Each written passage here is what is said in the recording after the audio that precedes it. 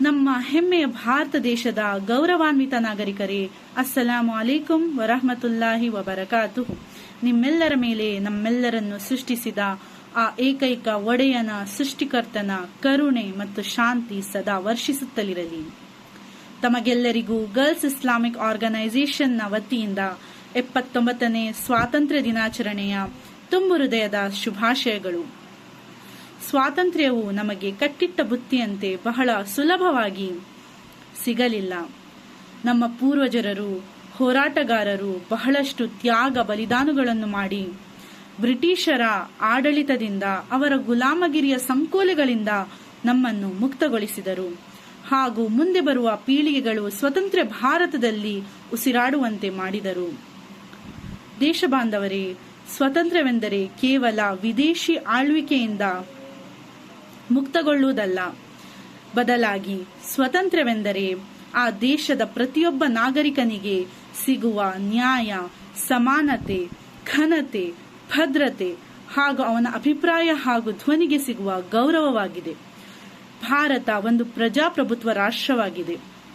ಆದರೆ ಇಂದು ಫ್ಯಾಸಿಸ್ಟ್ ಶಕ್ತಿಗಳು ನಮ್ಮ ದೇಶವನ್ನು ಧರ್ಮ, ಜಾತಿ, ಭಾಷೆಯ ಆಧಾರದಲ್ಲಿ ವಿಭಜಿಸಲು ಪ್ರಯತ್ನಿಸುತ್ತಿದ್ದಾರೆ ಮತ್ತು ಈ ಪ್ರಯತ್ನವು ಒಂದು ಬಹಳ ದೊಡ್ಡ ಪ್ರಶ್ನೆಯಾಗಿ, ಸವಾಲಾಗಿ ನಮ್ಮ ಪ್ರಜಾಪ್ರಭುತ್ವದ ಮುಂದೆ ನಿಂತಿದೆ. ದೇಶಪ್ರೇಮವೆಂದರೆ ಧರ್ಮದ, ಜಾತಿಯ, ಭಾಷೆಯ ಆಧಾರದಲ್ಲಿ ಬೇರೆಯವರನ್ನು ದ್ವೇಷಿಸುವುದಲ್ಲ, ಬದಲಾಗಿ ದೇಶಪ್ರೇಮವೆಂದರೆ ನಾವು ಹುಟ್ಟಿದ ನೆಲವನ್ನು ಮನದಾಳದಿಂದ ಪ್ರೀತಿಸುವುದು, ಅದರ ವೈವಿಧ್ಯತೆಯನ್ನು ಗೌರವಿಸುವುದು ಹಾಗೂ ಅದು ಅಂತಾರಾಷ್ಟ್ರೀಯ ಮಟ್ಟದಲ್ಲಿ ಪ್ರಶಂಸೆಗೊಳಪಡುವ ಒಗ್ಗಟ್ಟನ್ನು ಎತ್ತಿ ಹಿಡಿಯುವುದಾಗಿದೆ. ಇಂದು ನಮ್ಮ ದೇಶವು ಬಡತನ, ನಿರುದ್ಯೋಗ, ವೋಟ್ ಸ್ಕ್ಯಾಮ್ಸ್, ಎಕ್ಸಾಮ್ ಸ್ಕ್ಯಾಮ್ಸ್, ಭ್ರಷ್ಟಾಚಾರ, ಬಡ್ಡಿ, ಬಂಡವಾಳಶಾಹಿತ್ವ, ದಿನೇ ದಿನೇ ಮಹಿಳೆಯರ ಮೇಲೆ ಹೆಚ್ಚಾಗುತ್ತಿರುವ ದೌರ್ಜನ್ಯ, ಪರಿಸರ ಮಾಲಿನ್ಯ ಇಂತಹ ಸಮಸ್ಯೆಗಳನ್ನು ಎದುರಿಸುತ್ತಿದೆ.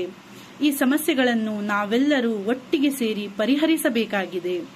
ಈ ದಿನ ನಾವು ಗಾಜಾ ಹಾಗೂ ಫಲಸ್ತೀನಿನ ಜನತೆಯನ್ನು ಸಹ ನೆನಪಿಸೋಣ. ಭಾರತಕ್ಕೆ ಸಿಕ್ಕ ಸ್ವಾತಂತ್ರ್ಯ ಅವರಿಗೂ ಸಿಗುವಂತಾಗಲಿ. ಅವರ ಮೇಲೆ ನಡೆಯುತ್ತಿರುವ ಅತಿಕ್ರಮ, ಅವರ ನರಮೇಧ ನಿಲ್ಲಲಿ ಹಾಗೂ ಅಲ್ಲಿಯ ಜನತೆಗೆ ಸೃಷ್ಟಿಕರ್ತನು ಸಹನೆ, ಸ್ಥೈರ್ಯ ಹಾಗೂ ಶಕ್ತಿಯನ್ನು ದಯಪಾಲಿಸಲಿ ಎಂದು ಹಾರೈಸೋಣ. ನಮಗೆ ಸಿಕ್ಕ ಸ್ವಾತಂತ್ರ್ಯಕ್ಕಾಗಿ ಕೃತಜ್ಞರಾಗೋಣ, ಅದನ್ನು ರಕ್ಷಿಸೋಣ ಹಾಗೂ ಮುಂದೆ ಬರುವ ಪೀಳಿಗೆಗಳಿಗೆ ಹಸ್ತಾಂತರಿಸೋಣ.